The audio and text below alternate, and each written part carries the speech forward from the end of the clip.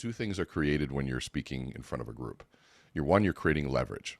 Leverage is the concept of less effort, more result. Finding the strategic point of a bigger object and less effort to move the object. Leverage with an audience it's a faster sales cycle time. And so if I have leverage, that means people will meet with me sooner versus me having to run through 6 months, 8 months of gatekeepers. People will approach you. The other thing it does is it creates compression. It compresses time. And so if I'm there and I have 100 people to meet and I have 100 one-on-one meetings versus one meeting with 100, I've achieved leverage because there's 100 people watching, and I've compressed the time to 1 hour of 100.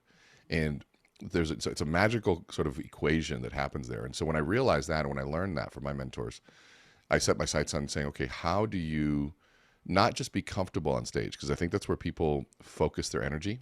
And they're saying, well, people are so scared to be on stage. I said, well, the fear doesn't go away. The butterflies don't go away. But you can teach them to fly in formation. So you can teach your stress level to manage in a certain way, to perform. And that applies to Navy SEALs, that applies to professional athletes, that applies to executives, it applies to running a podcast. I have all these great ideas, but if we can't get the nerves to function, then we're not there. So I know I just went sort of across the board, but there's so much there in that question that I always try to get people to think beyond just getting in front of the room, because I say, why? For what purpose? Well, I'm so scared. Good. You're always going to be scared. But is your message strong enough? Because I've seen people that are not nervous get up on that stage and completely waste our time. I've seen people trembling, with their hands trembling and their voices tremble, move us to tears and action and life change. So there's nothing to do with polish. And so we have to reframe how we look at speaking, and that's why we use the word influence. That's a different goal than just speaking. If a leader goes up on stage and speaks and no one does anything as a result, are they a leader?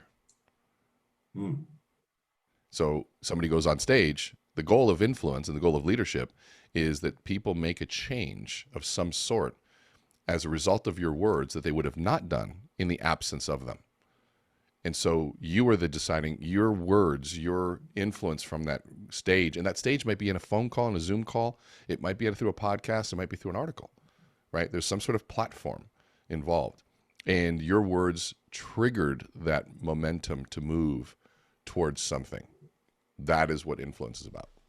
I had this conversation with Ken Blanchard 15 years ago. And I said, what's the difference between a leader and a manager back then? And he goes, great question. He said, to me, a leader is anybody who influences anyone. It's like, okay, that's a really simple definition. If you're influencing your family, you're a leader. If you're influencing your friends, you're a leader. And it also tells you that anyone can influence. There's interpersonal influence where, I don't have the title, but if I'm not buying in, managers all know that you may have the title, but there's a certain few people, if you don't get them on board with your plan, the plan isn't happening. So they are leading as well, and you need to be able to capture their attention. And so the concept of leadership and influence to me is such a fun one. And if you want to be a good influencer, you want to be a good speaker, speaking is about sharing your beliefs in a certain sequence, sharing your values, sharing how you view the world, but in the right kind of sequence. And the sequence is